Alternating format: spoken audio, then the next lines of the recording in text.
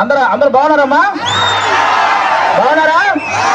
నేను వచ్చేటప్పుడే ఒక అతను ఎవరో ఈ వైసీపీ ప్రభుత్వానికి సంబంధించిన కల్తీ మద్యం తాగినట్టున్నాడు ఒక ఆయన. నా దగ్గరకు వచ్చి హైపరాదిని అడిగానని చెప్పమంటున్నాడు. ఆ కల్తీ మద్యం ఎంత పని చేస్తుందో మీరే చూడండి. ఇంకొక అతను అయితే స్విచ్ ఆఫ్ అయిన ఫోన్ తీసుకొచ్చి నన్నే సెల్ఫీ అడుగుతున్నాడు.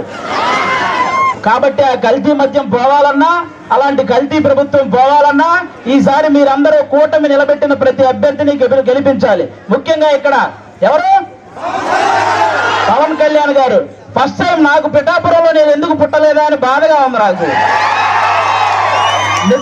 నిజంగా పిఠాపురంలో పుట్టుంటే బాగుండేది, డైరెక్ట్ గా పవన్ కళ్యాణ్ గారికి ఓటేసి అదృష్టం ఉండేది కదా అని బాధపడుతున్నాను నిజంగా నేను.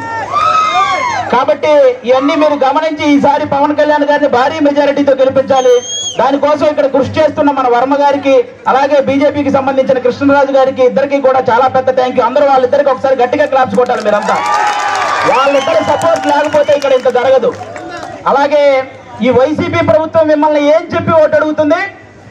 మీ ఇంట్లో మంచి జరిగితే ఓటేయమంటున్నారు, అవునా?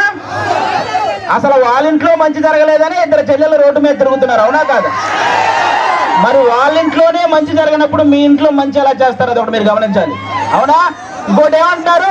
మేము పొద్దున బటన్ నొక్కితే ఆడవాళ్ళ అకౌంట్ లో 10,000 రూపాయలు పడుతున్నాయి అంటారు, అవునా? మరి సాయంత్రం మూతిప్పితే మగవాళ్ళ అకౌంట్ లో నుంచి 30,000 పోతున్నాయి. మరి వాటి సంగతి ఏంటి? కాబట్టి పొద్దున బటన్ నొక్కుతున్నారు, సాయంత్రం పేక నొక్కుతున్నారు. ఈ రెండు మీరు గమనించి ఓటేయాలి. ఇంకోటి ఏమంటారు ఆయన? ఫ్యాన్ ఇంట్లో ఉండాలి, సైకిల్ బయట ఉండాలి, గ్లాసు సింక్ లో ఉండాలి అన్నారు, అవునా?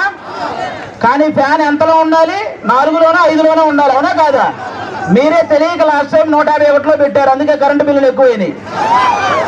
కాబట్టి ఆ 151లో ఉన్న ఫ్యాన్ రెగ్యులేటర్ తగ్గించి మీరంతా 4లోనో 5లోనో పెట్టాలి ఈసారి. అప్పుడే మనందరం హ్యాపీగా ఉంటాం, అవునా కాదా? ఇంకోటి ఏమంటారు ఆయన? మేము సింగిల్ గా వస్తున్నాం, మీరంతా కలిసి వస్తున్నారు అంటున్నారు, అవునా? మన ఇంట్లో ఒక దొంగ పడితే ఏం చేస్తామమ్మా మనం? ఒక 3-4 కలిసి తరిమి కొడతామా లేదా? మరి రాష్ట్రంలో ఇంతమంది గజ దొంగలు పడితే మరి తరిమి కొట్టాలా లేదా అమ్మా మనందరం? మరి కలవాలా లేదా? చెడును చంపడానికి ఎప్పుడూ మంచి కలిసే వస్తుంది, అవునా కాదా? ఇక్కడ రీసెంట్ గా వంగా గీత గారు వడదెబ్బ తగిలి పడిపోయారని విన్నాను, అవునా? కానీ 5 సంవత్సరాల నుంచి మనకి ఎన్ని దెబ్బలు తగిలినాయమ్మా? వడదెబ్బల కంటే పెద్ద దెబ్బలు తగిలినాయి. మీరు ఆలోచించాలి, ఈ రాబోయే 10 రోజుల్లో 151 మందికి ఎక్కడొకక్కడ వడదెబ్బ తగిలి పడిపోతూనే ఉంటారు. ఆ డ్రామాలు నమ్మకండి, ఎందుకంటే ఆ డ్రామాలకు మా శ్రీదేవి డ్రామా కంపెనీలో కూడా ఇన్ని డ్రామాలు చూడాలి. కాబట్టి ఇవన్నీ మీరు గమనించి ఈసారి గాజు గ్లాసు గుర్తు మీద ఓటేయాలి. వన్స్ బూత్ లోకి వెళ్ళిన తర్వాత 2 గాజు గ్లాసు మీద గుర్తుంటే ఫ్యాన్ ఎగిరిపోవాలి, అవునా? ఇది గుర్తు పెట్టుకుని అందరూ ఓటేయాలని కోరుకుంటున్నాం.